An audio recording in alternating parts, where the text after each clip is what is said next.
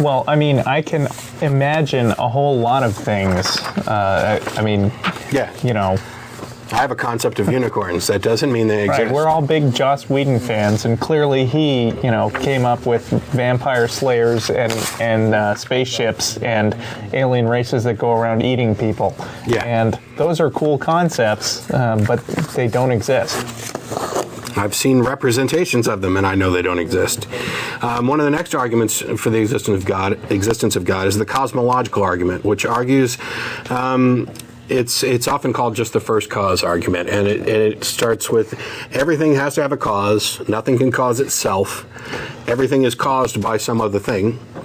A causal chain cannot be of infinite length, so there must have been a first cause, and God is that first cause.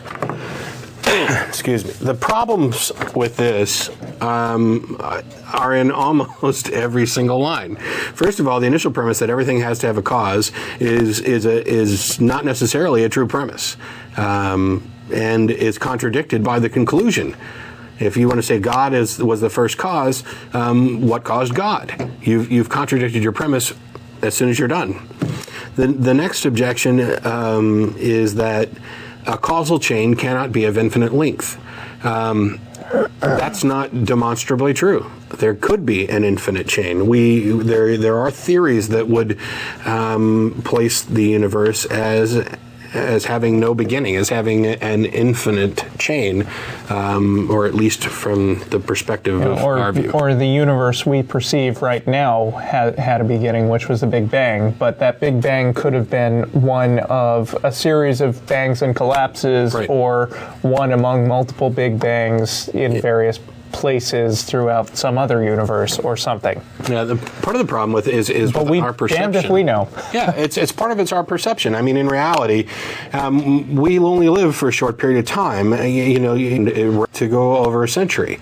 So, and our memories are, and our understanding have this sharp fall off towards the future and the past of how well we can grasp things. And when you start talking about periods of time in the millions or billions of years, and that's, you're talking about our universe is 11 billion years old, roughly, best guess. It's possible that there could have been, let's say, 11 billion of those 11 billion periods or more. And it's possible that it could be infinite. And we have no real way to grasp the concept of infinity, backwards or forwards, apart from just the surface realization that, whatever number you can think of, hey, add one more and add one more and add one more. It's kind of absurd to make a claim like in the cosmological argument and just because everything has a cause. Well, maybe not. A causal chain can't be infinite length. Well, maybe not. But then there's also this leap to, even if it was all true and we define that there must be an uncaused first cause, the final statement that God was the first cause is just a complete out of left field non sequitur. It doesn't, you just inserted God. There's no reason not to presume that, for instance, the universe itself was the cause. And the other thing is that this doesn't define any specific God other than it just defines a cause.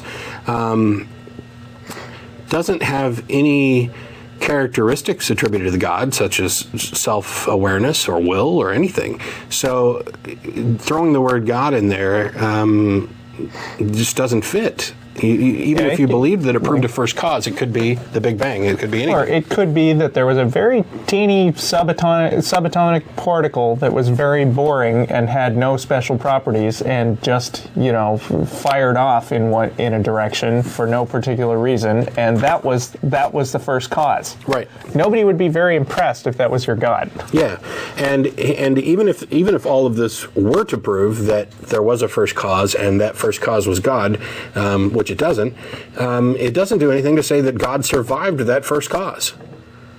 Maybe there was a God, a creator God, a first cause God, who blew out the entire universe and then ceased to exist.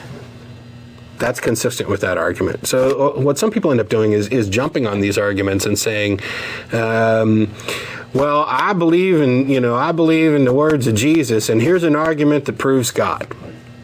Okay, it doesn't actually, but even if it did, it doesn't prove you're God. There's, like I talked about earlier with the pantheistic arguments towards God being everything, and that tends to fit many more of these philosophical arguments. Which one we got next? The teleological arguments. So this is actually a series of arguments. Real quick, though, Sure. since it's 5 o'clock, I'd just like to remind everybody that this is a live call-in show, and the number just disappeared from the bottom of the screen, but it was there up until a second ago. We got one caller on the line, and you guys can go ahead and line up if you're interested in telling Matt that he's all wrong or whatever. Not possible. Okay, it is possible. Yes, because you are omnipotent after all. Yeah, I am God. I'm all the proof you need. Now, the next one that I was going to go over real quick was the teleological argument, or it's actually a series of arguments that stems from a perception of order, purpose, or design within the universe. This is where a lot of the intelligent design arguments come from.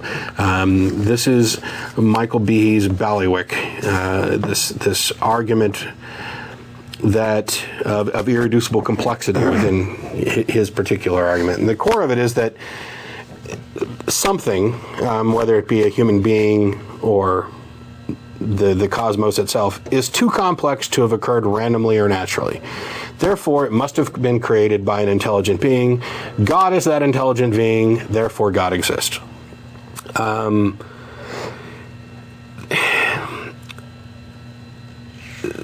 Wow, it's kind of hard to figure out where to start on some of these. In some aspects, this is kind of an argument from ignorance, in that we don't know something, so we've decided to plug God into that gap.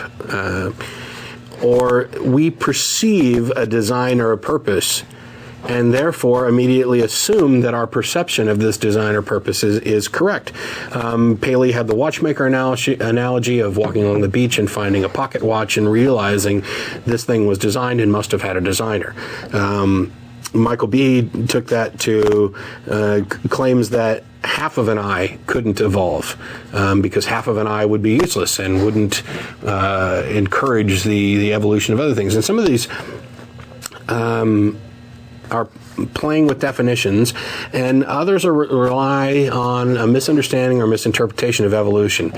Evolution doesn't happen with a purpose in mind. There's no end goal. There's no, blind newt who says, I'm going to start working on evolving eyes for my future generations. It just doesn't happen that way. And this concept of half an eye being useless is kind of trickery. Because when we talk about half of an eye or fractions of an eye, for example, we're not talking about a lens, a retina, an optic nerve as individual pieces and somehow they fit together. The process from no vision to color vision starts at no light sensitivity at all. Then cells, or a cell or groups of cells, which are light sensitive, sense the presence of light and signal to the brain. We, with our creatures that have that. Assuming you have a brain. Yeah. Some plants just tip toward the light. Yeah. Then development of multi-coordinated cells, development of a lens to focus the light, development of brain-enabling processes to interpret and interpret what it receives and control the muscles of the eye, etc.